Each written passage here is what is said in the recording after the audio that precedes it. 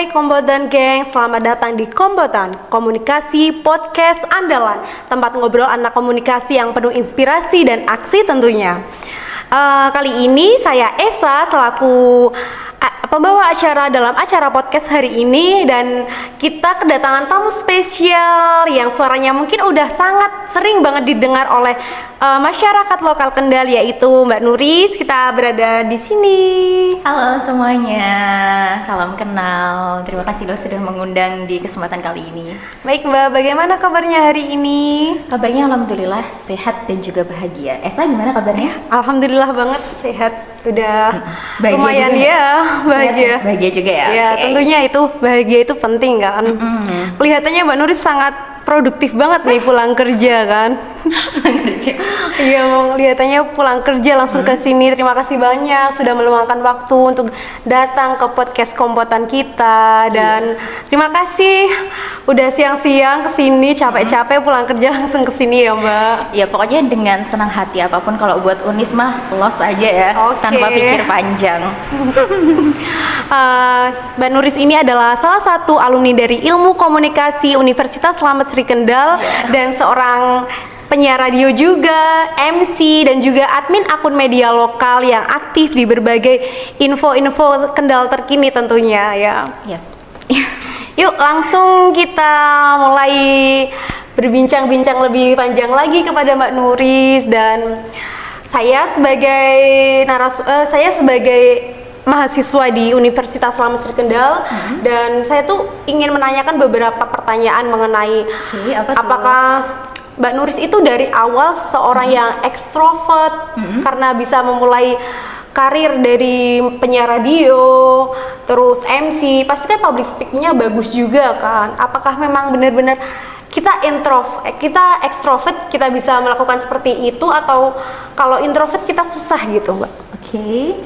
Oke, terima kasih atas pertanyaannya Esa. Bagus sekali pertanyaannya, dan saya mau klarifikasi ya. Sebenarnya saya ini bukan introvert ya, tapi bukan ekstrovert, tapi introvert garis keras ya. Sekali lagi introvert garis keras, karena latar belakangnya dulu memang seorang yang sangat pendiam, bahkan ketemu orang-orang aja takut banget rasanya ya.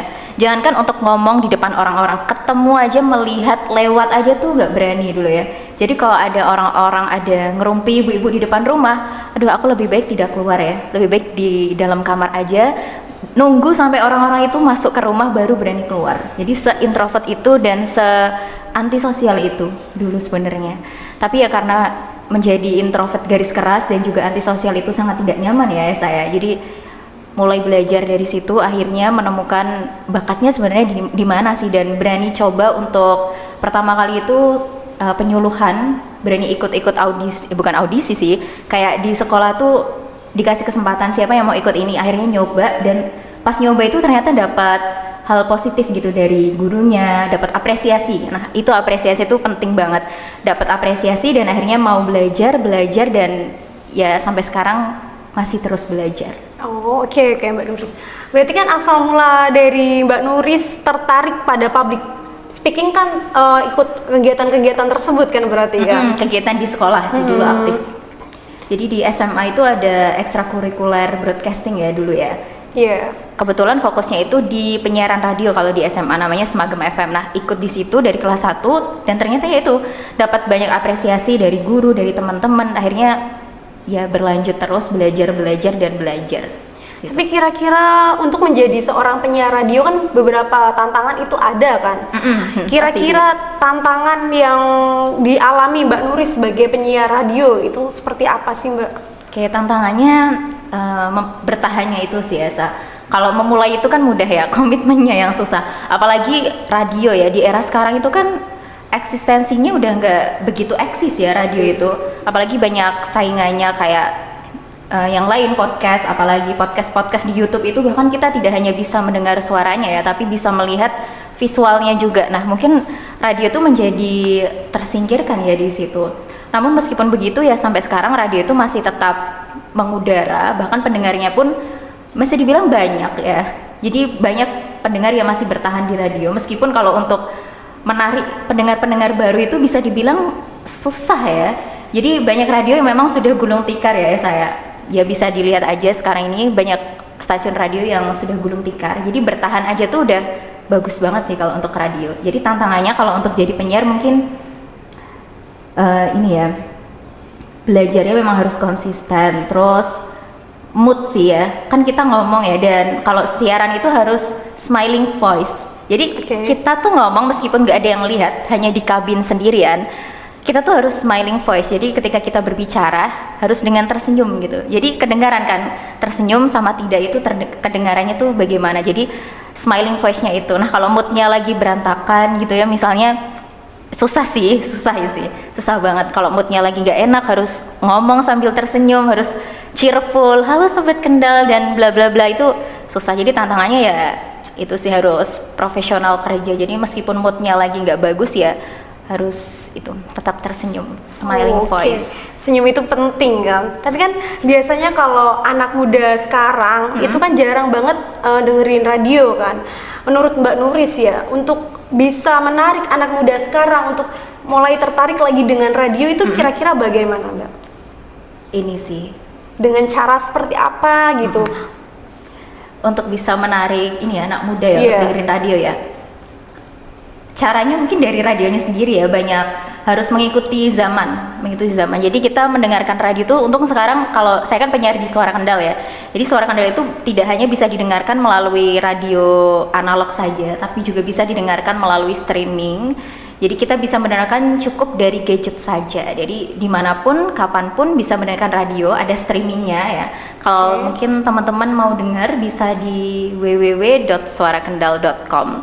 Itu di streamingnya atau di aplikasi Esa. Nah sekarang bisa download aplikasinya melalui Play Store maupun App Store. Jadi itu ya. Terus juga dari penyiarnya juga. Jadi penyiarnya juga mungkin harus rajin promosi dan harus bangga ya kalau dia itu penyiar. Jangan malah radio itu eksistensinya menurun terus jadi malu gitu ya. Kalau zaman sekarang masih jadi penyiar radio, jangan seperti itu. Jadi harus bangga kalau kita ini seorang penyiar, dan tentunya mengajak teman-temannya, saudaranya, keluarganya untuk juga bisa stay tune di radio, untuk bisa dengerin radio gitu. Oke, jadi untuk menjadi seorang pengisi acara atau penyiar radio juga kan sering kita pentingnya menggunakan improvisasi atau riset-riset itu sebelum kita menyiarkan terlebih dahulu kan. Seberapa penting sih itu riset dan seberapa penting sih itu improvisasi untuk penyiaran radio gitu Mbak? Penting sekali ya, kalau ditanya seberapa penting sekali ya. Karena menyiarkan radio itu kan berbicara kepada khalayak umum ya, bukan kita berbicara kepada satu orang, dua orang, tapi khalayak umum. Jadi sebelum kita berbicara ya riset dulu apakah info yang akan kita sampaikan itu benar-benar valid atau tidak. Seperti itu. Jadi riset itu sangatlah penting. Terus apa lagi tadi selain riset? Oh, improvisasi ya, apalagi improvisasi. Jadi penyiar radio itu tidak susah ya. Tidak susah dan ya tidak gampang-gampang banget ya, tapi tidak susah. Kita fokusnya ke tidak susahnya aja, karena banyak improvisasinya. Kita tidak terpaut pada naskah saja, jadi banyak improvnya. Jadi silakan bisa berbicara tuh dibebaskan gitu. Yang penting tetap mematuhi SOP yang berlaku saja. Jadi improvisasi itu penting, dan riset apalagi itu sangat penting.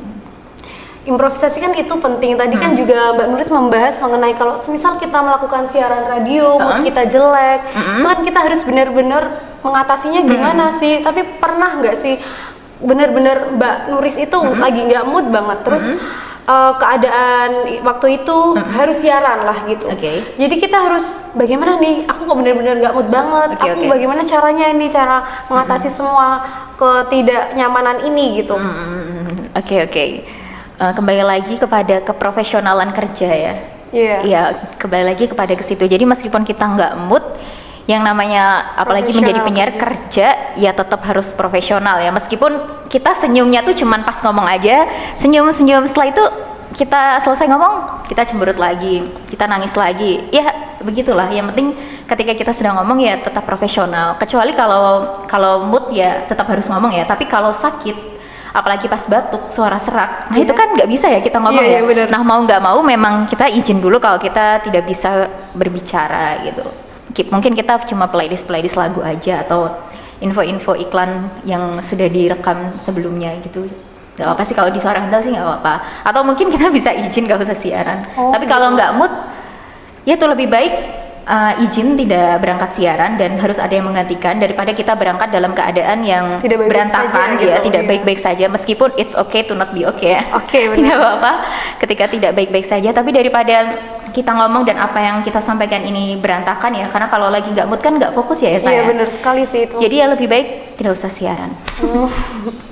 Tapi kan biasanya kan walaupun kita seprofesional mungkin bekerja, tapi kalau mood memang benar-benar nggak baik kan kita akan ke bawah juga gitu kan. Iya betul. Itu memang juga sih. Iya benar-benar susah banget gitu. Bagaimana sih Mbak Nuris cara membangun ciri khas suara atau gaya siaran Anda biar bisa menarik halayak ramai gitu loh? Oke, ciri khas ya. Iya, ciri khas. Ya, ini memang menarik sih. Setiap penyiar itu memang harus punya ciri khas ya, supaya mereka diingat dan siarannya itu dirindukan oleh pendengar. Biasanya seperti itu. Jadi kalau siaran itu kadang tuh aku sering ini nerima nggak cocok kayaknya kalau jadi penyiar radio suaranya cempreng. Loh, jadi penyiar itu suara tuh menurutku nggak perlu merdu-merdu banget, nggak perlu bulet-bulet banget, karena banyak juga penyiar yang suaranya cempreng. Yang penting dia tuh bisa ini sih membangun suasana dan berkesan. Dia nggak harus merdu-merdu banget sih, nggak. Bahkan di Suara Kendal pun ya nggak semua penyiar itu suaranya bulat, nggak semua penyiar suaranya merdu, ada yang melengking. Tapi malah justru yang seperti itu yang dirindukan juga sama orang-orang gitu. Jadi ciri khas misalnya namanya Firna, Mbak Firna itu ciri khasnya seperti ini. Kalau siaran tuh gayanya memakai bahasa Jawa kromo gitu kan, nggak semua orang bisa Jawa kromo ya. Saya bahkan juga nggak bisa bahasa Jawa kromo. Kalau disuruh siaran di program acara Mbak Firna biasa membawakan, tidak sanggup ya kalau bahasa kromo karena ya tidak bisa. Tapi kan Mbak Nuris juga seorang MC juga, seorang penyiar radio. Tapi menurut Mbak Nuris itu kesusahan atau perbedaan pas menjadi MC dan pas menjadi penyiar radio itu susah nggak sih Mbak? Dan seperti apa yang harus saya lakukan gitu di posisi dua itu kan? Otomatis kan kita menggunakan bahasa-bahasa yang berbeda gitu kan. Kalau jadi MC itu menurutku sebelum jadi MC ya jadi penyiar radio dulu. Kayak siaran radio itu kayak jembatan untuk menjadi MC. Karena kalau kita sudah dikenal sebagai penyiar, otomatis nanti kita mungkin akan mendapat tawaran-tawaran untuk mengisi program acara yang off air, jadi kayak langsung yaitu menjadi MC. Jadi orang kan mungkin sudah tahu, Nuris ini penyiar radio yang identik dengan speaking ya, mungkin speaking. Bisa untuk menjadi MC. Nah disitulah diundang untuk coba jadi MC. Akhirnya yang menerima tawaran MC dan mungkin yang nonton merasa cocok, akhirnya besok lagi yang nonton diundang lagi untuk jadi MC. Jadi ya itu belajarnya itu di radio itu Mbak Esa, belajar untuk ngomong, bagaimana artikulasi, intonasi, dan juga apa yang kita sampaikan itu jelas untuk didengar ya, di radio sih belajarnya untuk bisa jadi MC itu. Tapi Mbak Nuris pernah nge-MC di acara paling besar menurut Mbak Nuris itu apa, dan paling membuat aku berkesan, terus agak grogi, ini bener-bener aku harus gimana nih, ini acara bener-bener bagus, bener-bener aku baru jadi MC di sini gitu. Pernah nggak gitu Mbak? Sering ya. Untuk acara-acara tuh acara-acara kecil-kecil dulu di SMA sering MC, jadi entah kenapa ya, padahal MC ku juga biasa aja gitu mikirnya, bahkan selalu nggak enak banget MC-nya, tapi alhamdulillah selalu mendapat tawaran. Itu pertama dari SMA. Terus untuk yang benar-benar MC yang dibayar mungkin pernah MC di acara pelantikan ID itu beberapa kali. Pelantikan ID itu Ikatan Dokter Indonesia, tapi yang cabang Kendal itu pernah. Jadi audiensku tuh dokter-dokter gitu. Ya orang dokter-dokter ini, seorang MC-nya masih kuliah ya pada saat itu, belum SIKOM seperti sekarang. SIKOM enggak tuh. Jadi masih kuliah. Jadi wow, audiensnya dokter-dokter. Jadi setiap dokter-dokter kayak merasa ya Allah, apa aku apa nih gitu, aku mah apa atuh gitu ya. Tapi cukup merasa senang banget bisa nge-MC di acara itu. Terus mungkin acara kegiatan organisasi PD Salimah Kendal. Terus juga pernah banyak juga sih. Terus pernah yang paling berkesan itu open house Bupati Kendal waktu Bupati Kendal zamannya Pak Diko. Waktu open house itu pernah menjadi MC di sana juga. Tapi waktu itu kan pas jadi MC dalam Ikatan Dokter Kendal itu kan, itu kan pasti otomatis kita gugup. Mbak Nuris lah otomatis yang gugup di situ kan, yang waktu itu jadi MC juga kan. Cara mengatasinya itu seperti apa Mbak? Apa kita harus, ada kan yang merasa gugup kita harus gini pegang-pegang tangan, ada yang harus mainin kaki atau apa kan gitu kan biasanya orang-orang berbeda kan cara mengatasinya. Kalau Mbak Nuris seperti apa sih cara mengatasinya? Oke. Mungkin ada juga nih yang bertanya cara menghilangkan gugup. Tidak bisa ya, tidak bisa dihilangkan ya. Kalau mungkin saya bilang bahkan kita seorang MC kondang pun kalau kita mau tampil itu gugup tuh pasti ada, grogi itu pasti ada. Alasannya cuma satu, karena kita manusia gitu. Jadi karena kita manusia, kita masih punya rasa. Jadi meskipun kita jam terbangnya sudah tinggi MC kemana-mana, tapi tetap saja kalau mau MC itu pasti ada gugup. Sebenarnya itu juga salah satu ini ya, cara kita untuk waspada. Jadi ketika kita gugup, kita kan takut kalau salah ya. Nah itu bisa dijadikan senjata supaya kita tuh lebih berhati ketika ngomong. Kita bisa riset dulu. Kalau kita mau nge-MC itu audiensnya siapa aja gitu, biar tidak salah gitu. Jadi kalau gugup itu pasti ada. Tapi untuk mengatasinya ya, kalau saya biasanya untuk mengatasinya tetap tenang ya sebelum itu, minum air putih. Kalau saya memang nggak bisa minum air putih yang banyak, soalnya kan kata orang kalau mengatasi gugup atau grogi itu minum air putih yang banyak. Kalau saya nggak bisa karena takut ini ya beser ya. Jadi nggak berani ya minum air putih banyak-banyak. Jadi minum air putih secukupnya, terus tetap tenang, kendalikan. Dan itu risetnya itu sih Mbak Esa, riset kita tanya, biasanya ada kalau MC yang terhormat siapa gitu. Kita benar-benar harus riset gelarnya apa, terus namanya siapa yang asli, maunya langsung tanyakan, bahkan langsung tanyakan ke orang yang tersebut juga nggak apa-apa, atau mungkin langsung tanyakan ke seksi acara yang memang benar-benar tahu gitu. Jadi yaitu riset, mempersiapkan, dan tetap tenang, dan ini datang paling pagi kalau bisa, lebih pagi. Jadi MC itu tidak boleh terlambat ya, MC itu harus datang lebih pagi karena untuk kayak apa ya, istilahnya kayak berdamai dengan situasi dulu. Kita lihat oh nanti posisi kita di sini. Jadi jangan sampai MC itu datang terlambat. Kalau datang terlambat itu bisa yaitu gugupnya tuh 5 kali lebih gugup gitu dari kalau kita berangkat lebih pagi. Oke, jadi untuk menjadi MC itu kan salah satunya kita harus tenang dulu kan, biar semuanya bisa mengalir dan bisa berjalan dengan lancar. Untuk mempersiapkan semua itu kan kita butuh persiapan yang matang juga kan. Benar, karena kan semua acara tergantung MC kan. Iya benar. Tapi MC juga patuhnya ke seksi acara. Tapi kan semua acara tuh MC yang terlihat gitu. Kalau semisal ada apapun ya MC gitu. Makanya kita kalau bisa sih kita harus bisa benar-benar mengatur percakapan kita, omongan kita biar dilihat orang tuh enak juga. Tapi itu susah sih Mbak.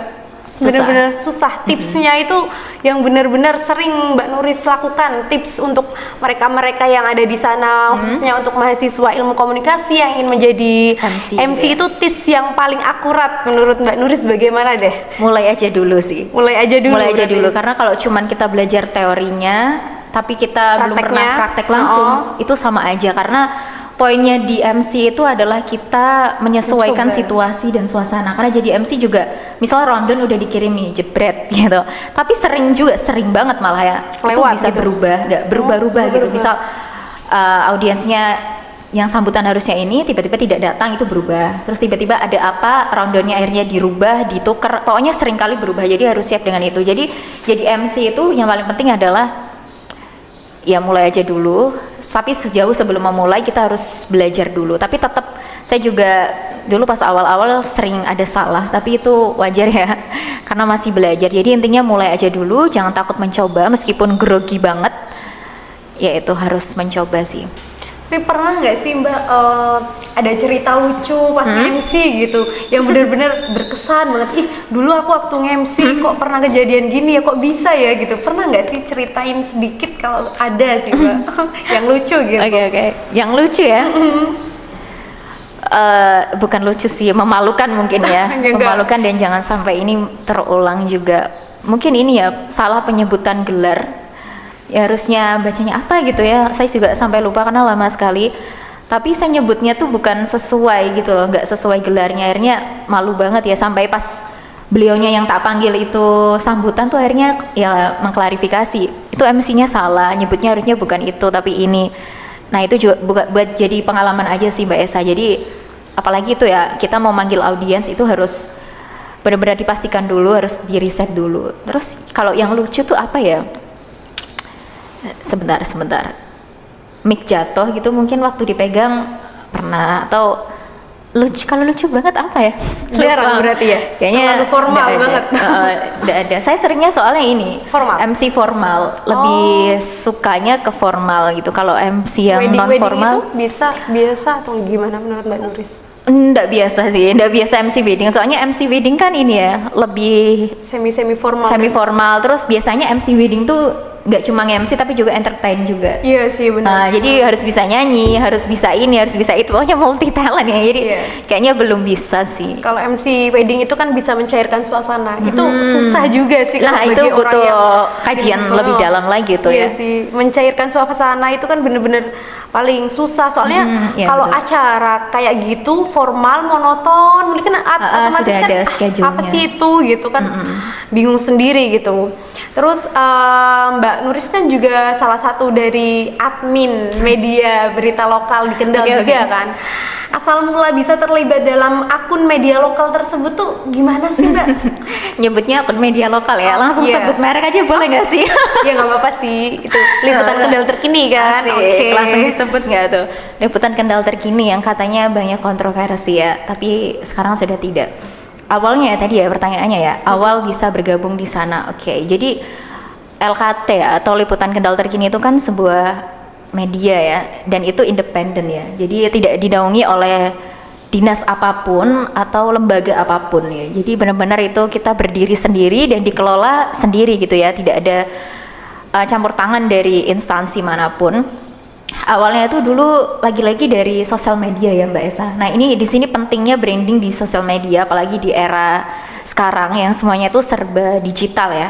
Jadi dulu awalnya ini karena saya itu sering upload video siaran di Instagram, terus juga sering upload ketika ketemu orang, misalnya orang-orang yang unik gitu, orang-orang yang lagi ngelukis waktu itu di Kota Lama, itu tak datengin, tak wawancara gitu.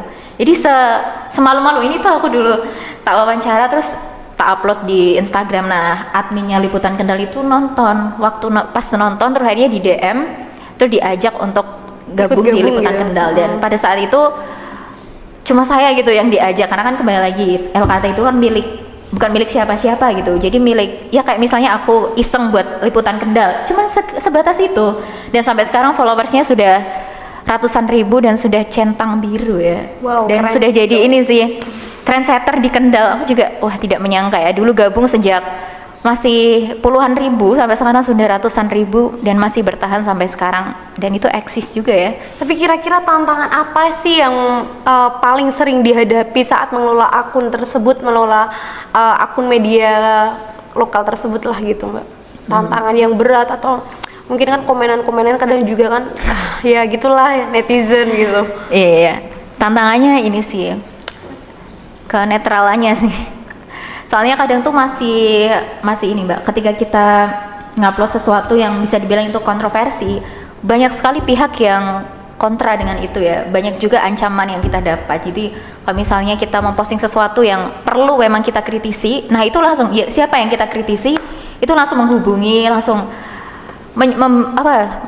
memberikan perintah untuk men-take down postingan tersebut. Jadi ya gimana ya, pintar-pintarnya kita untuk ini sih netral sih, karena kan media ini kan independen gitu, kita juga tidak ikut lembaga manapun, jadi ya tantangannya mungkin di situ. Terus ini apa yang kita sampaikan apakah sudah valid atau enggak?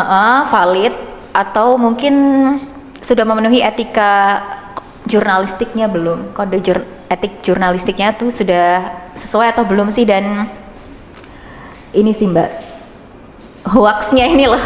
Iya sih, benar sih. Kita harus benar-benar ini hoax apa enggak ya, karena kan ini ya kalau istilahnya ipar adalah maut, ini hoax adalah maut ya kalau di sebuah media itu. Jadi kalau ada hoax satu aja udah wah itu merugikan banyak orang. Kalau ditanya pernah nggak sih LKT menyampaikan berita hoax? Pernah. Bahkan nggak cuma sekali ya. Mungkin kalau teman-teman ada yang nge-follow bisa dibilang sering ya.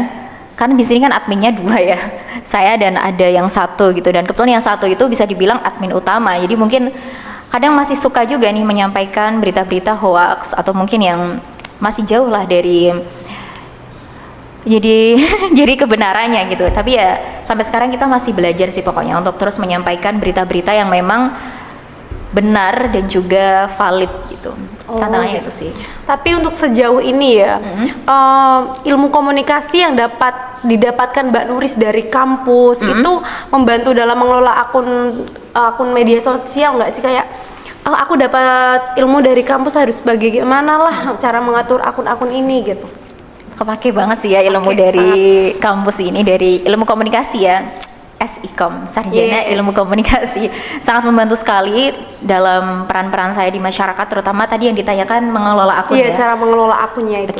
Sangat membantu sekali karena kan di ilmu komunikasi kita juga mempelajari jurnalistik ya, dasar-dasar jurnalistik pada saat itu mata kuliahnya. Jadi itu sangat membantu dalam penulisan berita apalagi. Jadi saya selain di LKT juga kontributor di website berita Jateng Fox, yang biasanya berita-berita di Jateng Fox itu saya teruskan ke Instagramnya Liputan Kendal Terkini. Jadi itu sih dalam hal penulisan berita bagaimana, terus dalam hal mencari beritanya, bagaimana kita mencari berita itu dari sumbernya, dan itu sih sumber yang paling utama ya kalau kita mengelola sebuah akun sosmed, apalagi LKT yang followersnya sudah ratusan ribu, centang biru, dan sudah mendapat perhatian banyak itu dari masyarakat Kabupaten Kendal. Yaitu sih sumber sih, apalagi LKT itu kan ini Mbak, citizen journalism gitu. Jadi banyak informasi yang kita dapatkan itu dari netizen, dari masyarakat itu sendiri yang mungkin lihat kecelakaan itu mereka foto, mereka kirimkan videonya, mereka kirimkan narasinya, bagaimana kronologinya. Nah di situ ya kita seringnya malah dapat info itu ya dari masyarakat gitu. Jarang sekali kita terjun ke lokasi, itu bisa dibilang jarang karena yang namanya citizen journalism ya. Jadi sebuah platform yang memang infonya itu didapat dari masyarakatnya, itu sih penulisan berita dan juga sumber. Pokoknya apapun yang kita posting selalu diusahakan untuk menyertakan sumber. Nah di situ ilmu jurnalistik yang kita dapat dari ilmu komunikasi. Berarti dalam mengelola akun tersebut dari LKT juga kita transparan berarti ya? Transparan banget gitu biar membuka semua orang. Nah terus itu juga ini berita-berita kecelakaan mungkin ya, ataupun identitas korban gitu kan. Kalau misalnya kecelakaan itu kan tidak boleh ditampilkan sepenuhnya ya, harus disensor mungkin darahnya dan lain-lain. Nah itu mungkin ilmu yang kita dapat dari ilmu komunikasi, kurang lebihnya itu. Dari semua peran yang dilakukan Mbak Nuris seperti menjadi penyiar radio, menjadi MC, dan menjadi admin di media lokal berita yaitu LKT Kendal, kira-kira di antara itu semua yang paling berkesan dan paling Mbak Nuris suka, itu apa sih Mbak Nuris? Sebenarnya yang benar-benar pas dengan Mbak Nuris itu kira-kira yang mana? Yang paling suka tuh sebenarnya siaran radio ya, karena cuman sendiri di dalam kabin kita ngomong dan merasa didengarkan. Paling pendengar itu cukup loyal ya kalau di Suara Kendal. Kita nggak siaran sesuai jadwal aja dicariin gitu loh Mbak Isa. Jadi paling suka di penyiar radio, paling berkesan juga di sana, dan paling aku banget gitu kayaknya di siaran radio. Tapi semuanya suka sih, apalagi jadi admin itu juga seru banget ya. Tapi paling suka siaran radio. Berarti benar-benar siaran radio. Apa karena Mbak Nuris dulu introvert, terus penyiar radio di ruangan gitu, tapi salah satunya itu termasuk gitu? Itu termasuk, karena waktu jadi penyiar radio tuh entah kenapa banyak dapat apresiasi positif dari orang-orang. Jadi karena mungkin merasa paling dihargai, paling didengarkan dari siaran radio tuh, ya akhirnya penyiar radio tuh jadi sesuatu yang aku cintai banget gitu sampai sekarang, meskipun ya itu radio sudah tidak begitu eksis, tapi ya masih berkesan sampai sekarang ya. Itu juga sih salah satunya Mbak Esa, karena introvert dan kita bisa ngomong tapi nggak ada yang lihat gitu loh, meskipun satu suara itu berjuta telinga yang dengar banyak sekali, tapi kan waktu kita menyampaikan kita hanya sendirian di dalam kabin, kita bebas mau ngapain dan kita ngomong dan didengarkan gitu, bukan cuma ngomong yang cuma-cuma, tapi ngomong dan didengarkan dan dapat atensi dari pendengar. Itu sih yang paling berkesan dan kayaknya aku cinta banget sama siaran gitu. Pesan-pesan nih Mbak Nuris buat mahasiswa ilmu komunikasi yang ingin terjun ke dunia penyiaran radio atau MC, kira-kira pesannya untuk mereka-mereka yang sedang menempuh pendidikan ilmu komunikasi tentunya untuk menjadi penyiar atau radio, itu gimana sih pesan untuk mereka itu? Untuk menjadi apa? Penyiar radio? Iya, penyiar radio sama MC tentunya. Karena public speaking itu kan bagus kan, sedangkan public speaking Mbak Nuris bagus juga sih, itu sangat-sangat bagus sih belajar. Oke. buat teman-teman saya yang masih kuliah menempuh pendidikan, kalau mungkin apalagi ilmu komunikasi ya saya, mungkin salah satu outputnya tuh banyak sekali ya, prospek kerja. Kalau ditanya prospek kerja ilmu komunikasi itu apa sih, banyak sekali. Kita bisa masuk kemana saja di lini manapun gitu. Nah, salah satunya mungkin bisa menjadi penyiar radio dan juga MC itu ya. Ya bisa ditekuni gitu ya, karena kita mengambil ilmu komunikasi yang salah satu outputnya itu bisa menjadi penyiar radio dan juga MC. Itu bisa dipelajari mungkin dari sekarang, cobain hal apapun. Terus juga jangan takut untuk ini sih, mencoba sih Mbak Esa. Kalau kamu mungkin passionnya pengen ngomong ya, public speaking, bisa ditekuni, karena kalau kita sudah bisa berbicara ya di depan umum, public speaking kita sudah bisa dibilang baik, kita akan istilahnya kanggo neng diwai gitu lah. Kita bisa dibutuhkan dimanapun gitu ya, apalagi di masyarakat. Mungkin kita bisa menjadi pembicara sebuah pertemuan, ataupun kita mungkin suatu saat bisa menjadi seorang tokoh. Nah itu kan kemampuan dalam berbicara ataupun public speaking kita akan sangat diperlukan. Jadi buat teman-teman anak ilmu komunikasi, semangat ya. Dan jangan takut untuk mencoba hal baru, terutama belajar siaran radio dan juga belajar MC, karena itu merupakan ini ya, dasarnya banget ya kalau kalian mau belajar public speaking. Atau kalau nggak jadi penyiar atau MC, bisa dimulai dari di dalam kamar, setting kamera, kita ngomong kita review gitu. Apapun ya, ini kan kita zaman review ya, silakan beli apapun di review. Nah itu bisa menjadi cara kita latihan untuk ngomong ya, untuk public speaking. Seperti itu, sebelum kita merambah ke mungkin radio, ke MC, atau mungkin ke podcast seperti ini, bisa ngomong sendiri dengan mereview suatu hal. Atau mungkin kamu bisa nge-vlog ya, lagi gimana di vlog, disampaikan dengan informasi-informasi yang jelas. Nah itu bisa jadi sarana untuk belajarnya. Kira-kira apa sih rencana ke depan yang sedang atau dilakukan untuk mewujudkan dunia komunikasi itu atau dunia dalam bersosial media, Mbak Nuris? Oke, rencana ke depan. Rencana ke depan Mbak Nuris ya, dalam berkomunikasi dan bersosial media. Oke. Untuk rencana ke depan, ini kali ya, nggak masuk ya dalam berkomunikasi ya. Bersosial media tentunya tetap masih ingin di Liputan Kendal ya medianya, dan juga di Jateng Fox ya. Kamu bisa kunjungi Jateng Fox juga. Ingin terus ini sih belajar untuk memberikan hal-hal yang positif dan juga energi-energi yang baik di sana, kayak misalnya di Liputan Kendal ya, di medsos. Pengen bisa apa ya, memposting sesuatu hal yang menarik dan juga bermanfaat untuk ditonton oleh masyarakat. Terus juga pengen lebih baik lagi untuk belajar siarannya, terus apalagi belajar MC-nya, pengen mengembangkan lagi, mungkin bisa nge-MC di acara-acara besar lain, pengen seperti itu sih. Ya kali ya? Iya sih. Apa jangan-jangan dengan Mbak Nuris pandai berkomunikasi, bersosial media, jodoh akan datang dari situ sih, atau lewat dengan waktu siaran radio atau gimana gitu, Mbak? Ya, mungkin ya. Jodoh sebelumnya belum menikah ya saya. Belum menikah, jadi belum tahu jodohnya siapa. Tapi kalau ditanya apakah sudah punya calon, sudah ya jawabannya, dan itu juga mungkin bertemunya salah satunya lewat ilmu komunikasi ini ya. Kami bertemu di Gedung Putih ini. Asik. Berarti mahasiswa kini juga atau gimana nih?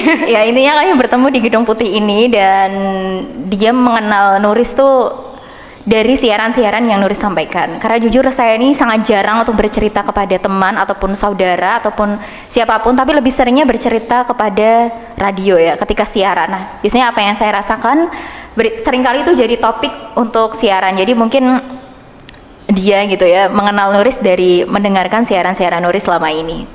Makasih ya. Gedung Putih nih. Gedung Putih ya. Oke, kurang lebih seperti itu.